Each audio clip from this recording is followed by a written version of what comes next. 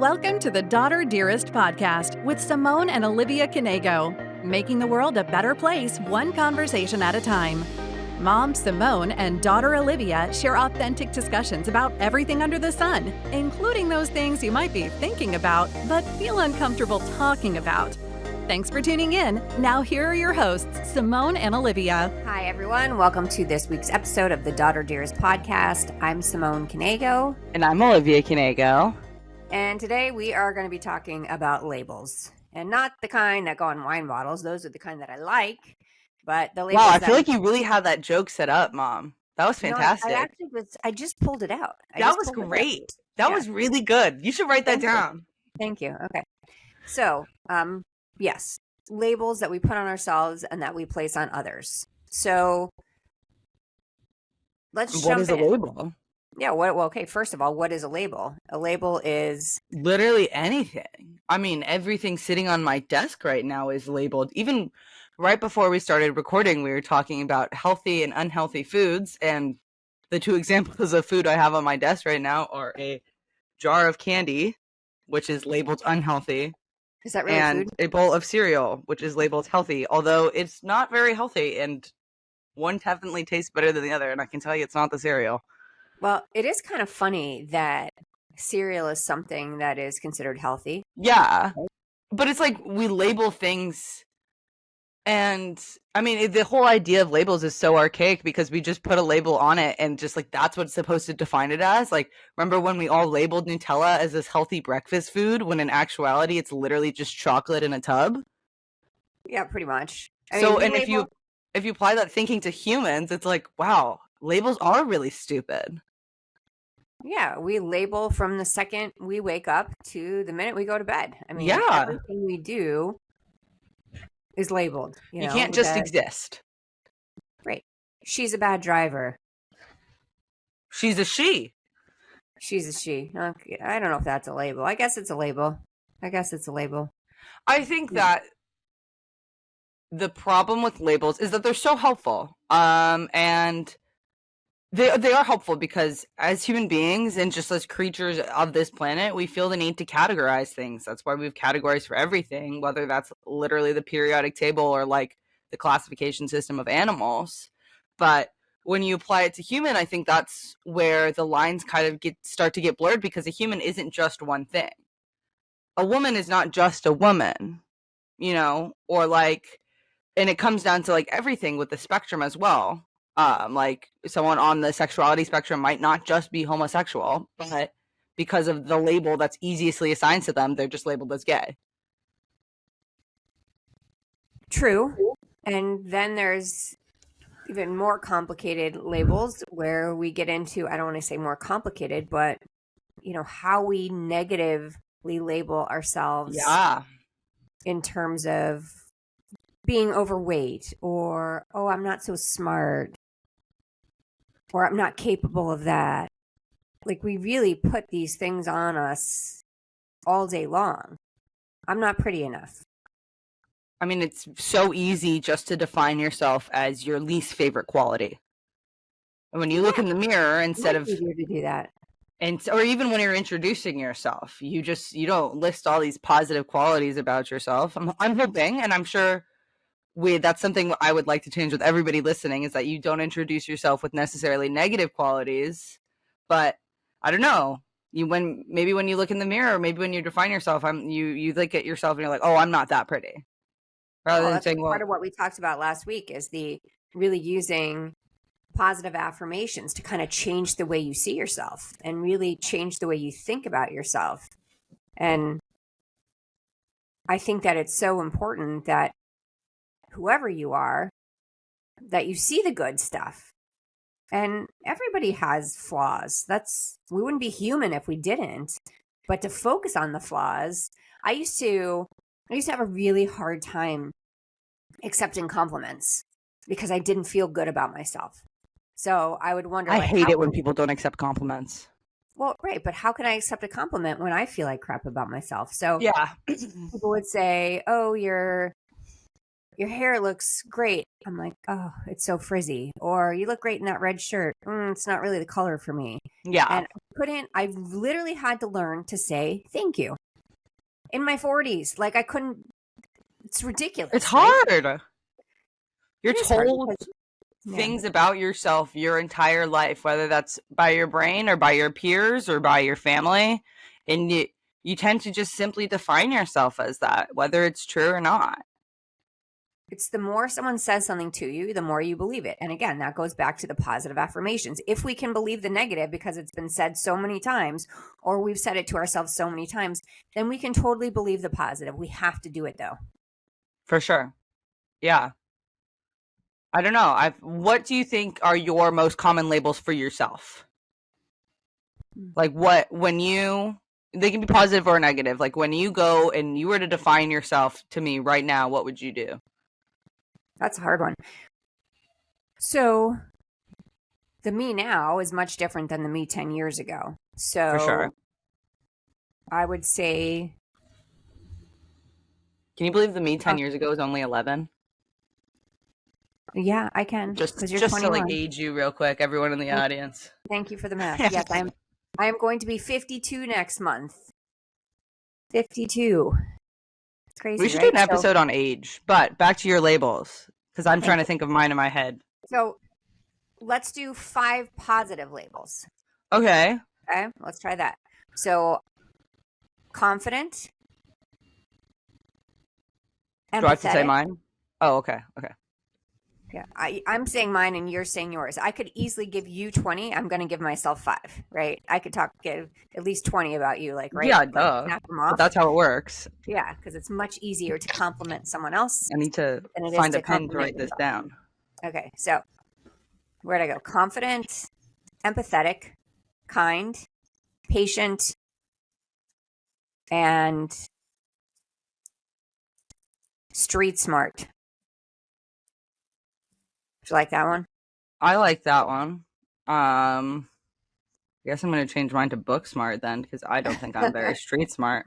Okay. I think book smart. Well, I would just say smart in general. I don't lack tons of common sense.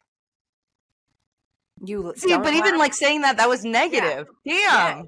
Yeah. Okay, this is kind of hard because it's hard to just be like, oh, I'm smart. But you are smart. Okay, fine. I think I'm very interesting. I agree. I think I'm funny. I agree. I think I'm kind. Yes. You got one more? Yeah, it's hard. Okay. I think I have a very pretty face. You do have a very pretty face, but that means you're pretty. You know, your whole self is pretty. But see, I don't think I can say that yet. But you just kind of, that was like a backhanded compliment, because you said that it's so hard to give yourself full on compliments. And for 2 reasons in my head. For one reason, it's the pretty, like acknowledging that me as a person and not just specific features of myself are pretty. Because by saying it's a specific feature, it's not necessarily mine, I guess. I don't know if that made sense. Yeah, it's like breaking it down. It's much easier to say like, oh, I love my eyes versus I think I'm pretty. Right? Yeah, like I'm complimenting not the sum of my parts or whatever. I was just thinking of that one song. And then the other is like the kind of the ego aspect about it, where I don't want people to think I'm I'm full of myself, I guess, by defining myself as these things, which I think most of them I actually am. But I don't want people to like think, oh, she thinks too much about herself, or she's misrepresenting her good features, I guess. So I'm going to disagree with you there, because I think that's a big problem, that we can't just say that we think that we're pretty. Like, oh, it's bragging, or like it makes other people uncomfortable. And I don't think that's the case. I think that each of us is beautiful in a different way. But when you look at research, and this is, to me, this was batshit crazy when I looked at the Dove does some really interesting research on. Actually, I do know. Well, we've talked about this in the past, but I was I'm working on a project right now for the whole Riot Girl movement from like the 90s, and they even quoted Dove research in there about like women, which I found crazy. Yeah, they do some really solid research on self-esteem and their products slay.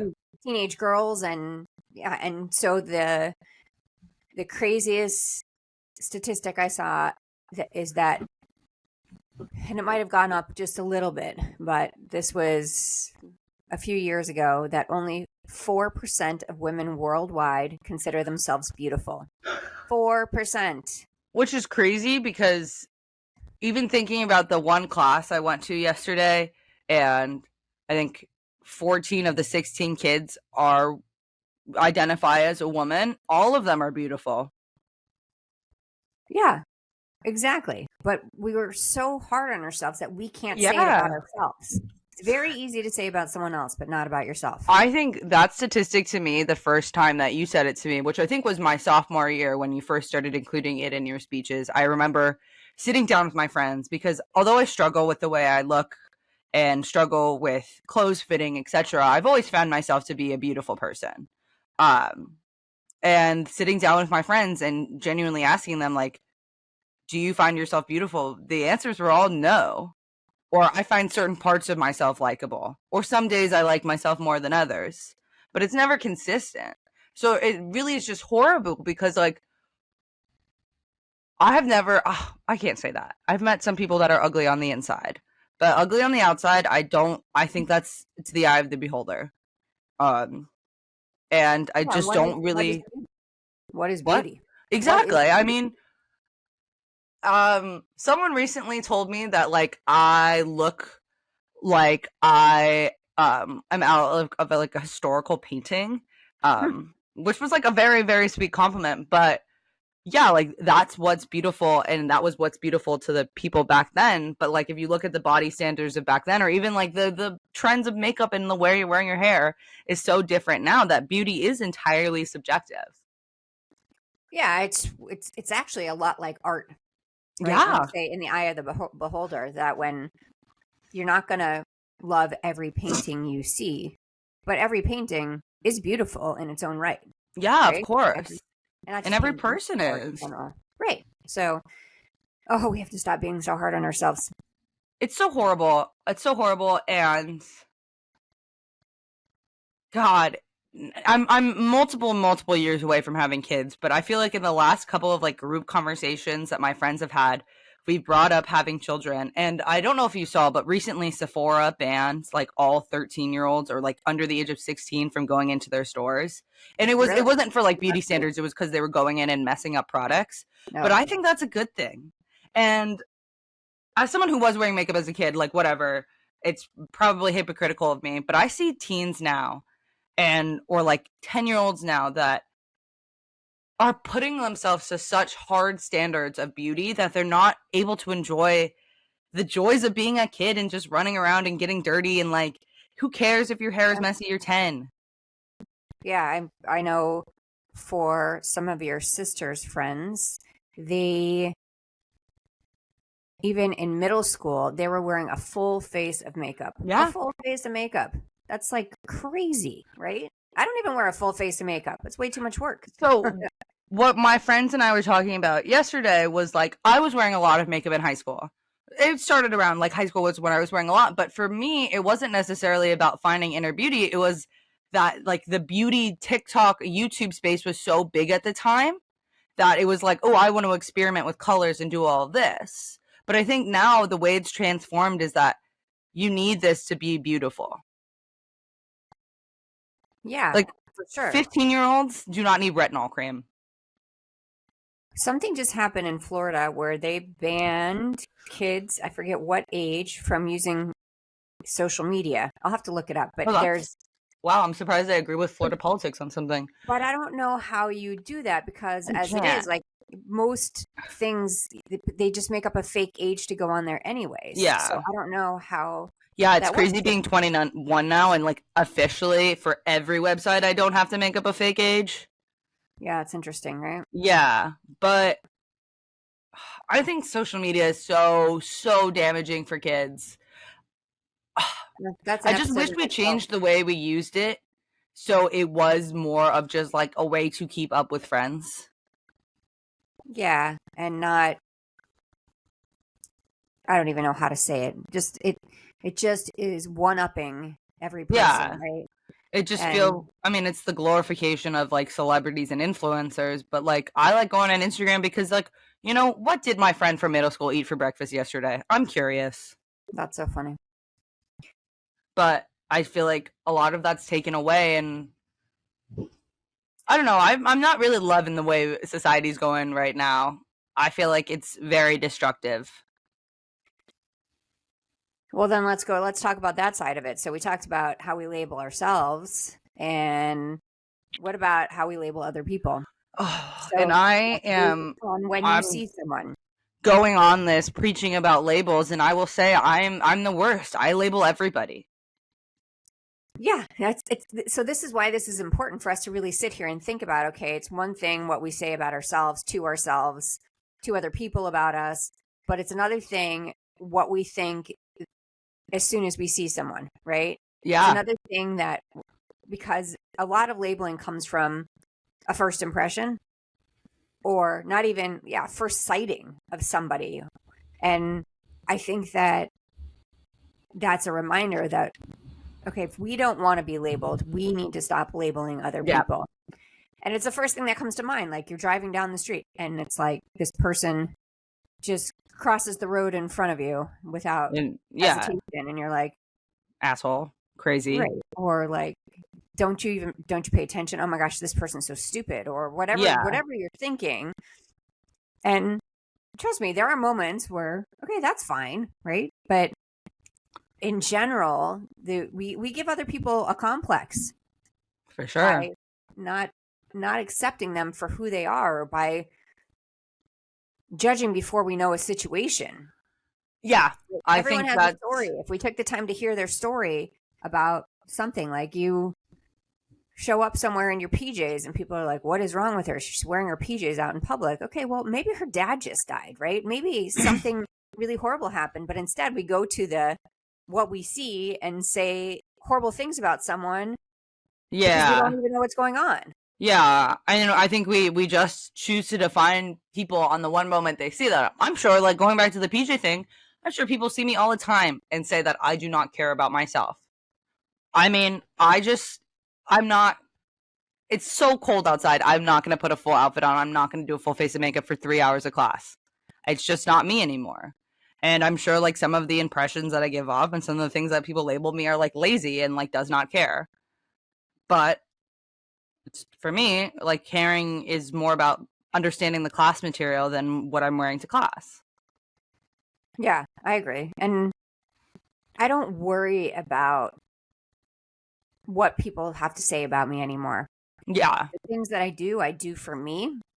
Yeah. For my family. And trust me, I'm never going to do anything like horrible or negative, or that's just not my personality.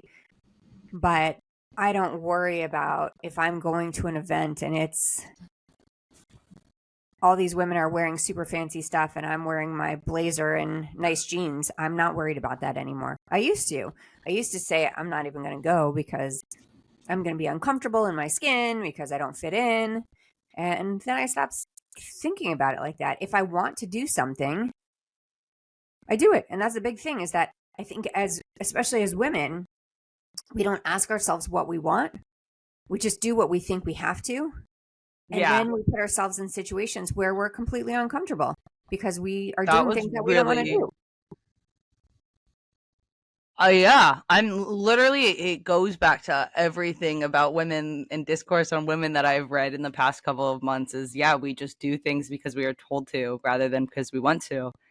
And that's where these labels come up. And this brings me back to, I mentioned the book I was reading for this class, like Riot Girl, and this whole idea of this like counter punk culture to mainstream punk culture because it was so exclusive of women, like did not include them at all.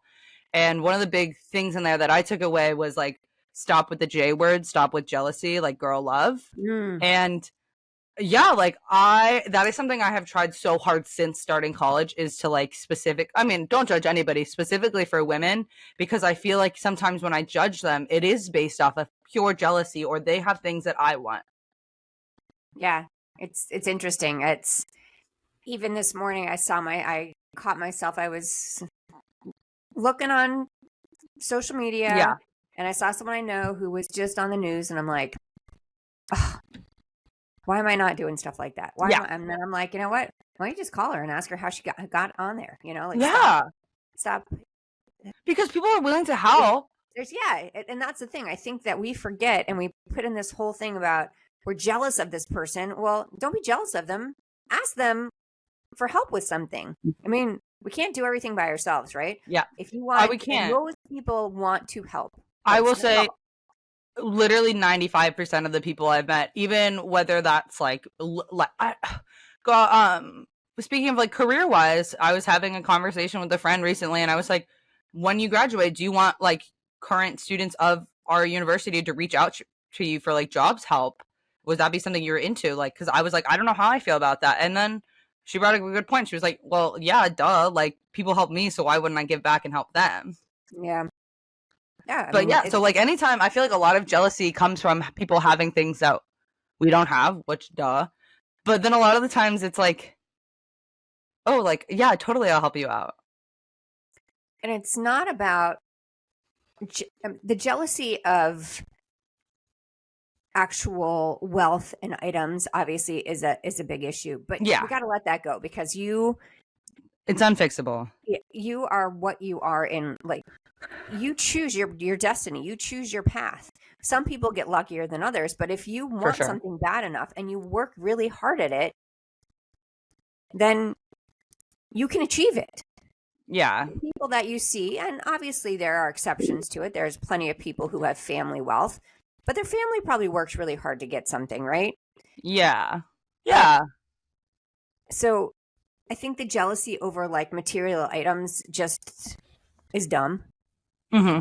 You know, it just is. And obviously I know there's lots of situations where it's very hard to get out of the poverty cycle. There's so many different things. So I don't want to belittle that. I do see that across the board, but I'm saying for when people are jealous of that person's car or that, okay, well, see it a little bit differently. But it's when people are jealous of what other people do.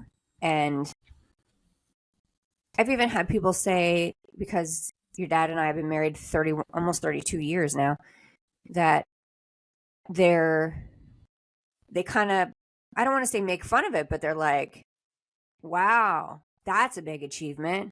And I get it. It is, because, 50% of marriages end in divorce, but it's kind of like, why are you... Is dad even real anymore? Saying, is dad even real anymore? Oh no, I'm pretty sure dad's real. Is that stat about divorce still accurate? I think it's higher. I think it's higher too. Maybe closer to 60. And that's another thing, is that a label put on women is spinsters. Yes. You are seen unattractive after a certain age. So we get into these marriages and these relationships that are not beneficial to literally anybody involved, and we just do it because we're told to. Well, yes, I agree. And I just don't understand why it matters. Like, I had a conversation with a woman recently about how she's married, but she doesn't ever see herself having kids. And I said, great. And coming from someone that has 6 kids, I get it. Trust me, I get it. Like, you do you. Yeah. You do what works for you. And nobody should say, what's wrong with you? You don't have kids. Or what's wrong with you? You never got married. And the other way around. Like, we know someone that is rather successful and is a single mother with 2 kids. Yes. And again, that shouldn't be a label, right? Yeah. The single mother, you instantly have these ideas. It's not the word itself. It's the ideas that come to your mind with the word. Because the definition of a single mother, like, she is just a mother without a partner. Right. She has kids and she is not in a relationship. But the labels and the associations that come off with that, like, are really damaging and negative. And it comes with such a negative connotation of suffering and struggle and sometimes worse than that in terms of like other ideas that aren't true at all. I have multiple friends who have chosen to have kids without a partner, whether it was through adoption, through surrogacy, through sperm banks. What do you call? I don't know. That's what you call it, right? I think sperm banks is a donor. Yeah. And but the assumption, people make these ridiculous assumptions that, oh, she couldn't find a man. No, she chose not to. It's not that she couldn't. Yeah, kids don't need to, like, they don't need a mom and a dad. What they need is people that care about their lives. Yeah, you need someone that really is invested in you, that really loves you. And I think that it's hard, I think it's different when you come from people. This is a label right here, a broken home, right? I mean, that's a big one where, if a parent left and that parent is no longer part of your life, that's a really hard thing on a child, right? But the idea that we have to make assumptions, or that we have to have these thoughts in our head, well, oh, she couldn't find a man, or, what's wrong with her? And it's crazy to me that we can't just accept people for who they are. And because it's easy. It's just so much easier, and that's the problem. Yeah. And it's so much easier to say negative stuff to other people, or not to them. Trust me, not to them, but about them. And it's so much easier to say negative stuff about ourselves. Like, if we want that to be different, we have to change the way we do things. And I know we talked about this last time, that I talk about my real method, where you respect your reflection, embrace your failures, ask yourself what you want, and love the woman in the mirror. And that's what I love to talk about. And one of the big pieces we're talking about today is asking yourself what you want, right? When you wake up every morning, do you want to be miserable? Do you want to be happy? You have a choice. You don't have a choice of certain things. Certain things are out of your control. But the things that you can control, right? How you react to something, how you interact with other people, how you choose to go through your day, you have a choice. Mm-hmm. And why not choose the path that makes you feel better in the long run, right? I don't feel good when I have negative thoughts about somebody. I mean, do you? No, of course not. Right, I actually do not like hating people. It's so time consuming. I don't think I've ever hated. Well, I have. Yeah, I have. Not for like long periods of time. Yeah, but in general, I can say I dislike what they're doing. But it's more than it's definitely not the hating the actual person. It's disliking their behavior. Yeah, it is. It's just, you feel like so much of a better person when you're positive. Yeah, and I'm not saying be positive all the time. I mean, my friends called me Positive Patty because... Why? Who the hell calls you that? Tina and Stacy. That's so funny because, like, to me, you're not necessarily the most positive human being in the world. You're real. I'm real. Yeah, I'm real. But I do look for the positive, right? Like, I do try to, when someone tells me this horrible situation, I'm like, but what about this? Like, maybe this is the outcome, or this is why it happened, or so I do try to look for the positive. So yeah, I always cracked up. I was like, I'm not really Positive Patty, but in the moment, I can be Positive Patty. Yeah. So yeah, but I think it's something that we really need to think about on a regular basis. That how are we putting ourselves out there, and what do we want, and why aren't we going after what we want? And yes, it's hard. It's hard to be kind to yourself. It takes more work, but is it worth it? Hell yeah. 100% worth it. The days like when you feel good about yourself, aren't those your best days? Absolutely. Absolutely. Because when you feel good about yourself, you're going to go out in the world in a completely different way. You're going to exude that positivity and inspire other people to think like, okay, maybe they'll think, oh my gosh, what is she so happy about? But to some people, it just someone smiling at you can change your entire day, right? Mm-hmm. Yesterday I was at the vet with Sage, and the woman in front of me had this cutest little, I don't know, smush dog. The face was like smushed and it was all fluffy and it was so cute. Yeah. And she was just standing there and she looked annoyed, whatever. And so I was looking at the dog. I was like, it's so cute. So I smiled. I was like, oh my gosh, she is so cute. And like her whole face changed. It was like, oh, okay. Someone said something nice to me. Someone smiled at me. Yeah. And I think that we don't give ourselves credit for those kinds of things. I think that we need to start. Our positive interactions can make as much as a difference in someone's day as a negative interaction can. We need to stop thinking of positive as neutrality. That is a great point. And you really just hit it on the head, because when someone says something negative to us, it sticks with us. Yup. Right? It's just really hard to move past it. I remember I was at an event one time and I had someone say to me that nobody likes me. It was like, I was in this leadership role and he's like, nobody likes me. And so I'm sitting at the table and I ask all the people around and I was like, is that true? Does nobody like you? And they're like, no, he's just upset because you didn't let him do this certain thing. And I was like, okay, this is ridiculous. I was like, I've never had anybody tell me that they don't like me. I was like devastated. And this is like years ago and it's still sticks in my head, right? But yeah, positivity, like when someone says something positive, like it can totally change someone's day too. Like you're an amazing leader. Wow, thank you. And then you say thank you because, again, hard at first, but you keep practicing it and you'll be able to do it. For sure. So we're changing our format for those of you. We're recording on Riverside now. We are trying some new things. So our episodes that we're doing by ourselves without guests are going to stick around 30 to 35 minutes. And then when we have guests, it might be the same, but we're going to probably extend it a little bit to 45 minutes, how the conversations are going. And if you like what you hear, please share, download, like our podcast, leave a review, leave a comment. We would really appreciate it. And make sure you check out our show notes for this episode and download your free copy of my favorite positive affirmations. And Mom, my calendar's back. Oh, yes, we bought the calendar. So I got our calendar last year. It's called Unfuck Yourself. And I don't think we have to bleep that out, but.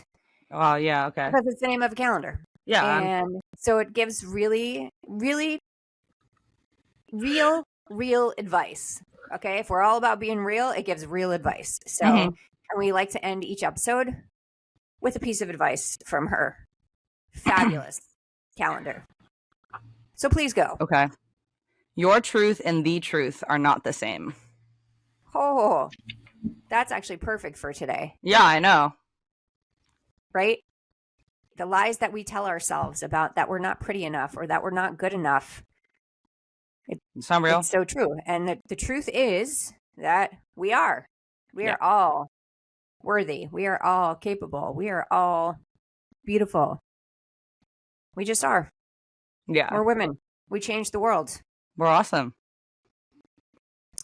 So I can't even talk now. Thanks so much for joining us on this week's episode of the Daughter Dearest Podcast. We will see you next time. Bye, guys. Thank you for listening to the Daughter Dearest Podcast with Simone and Olivia Knego. We hope this episode has made your day just a little bit brighter and given you the inspiration you need to confidently go about your week. Always remember to be authentically you. Don't forget to like and subscribe so you never miss an episode. And feel free to connect with them on Instagram at Daughter Dearest Podcast, at Simone Knego, and at Olivia Knego. Till next time.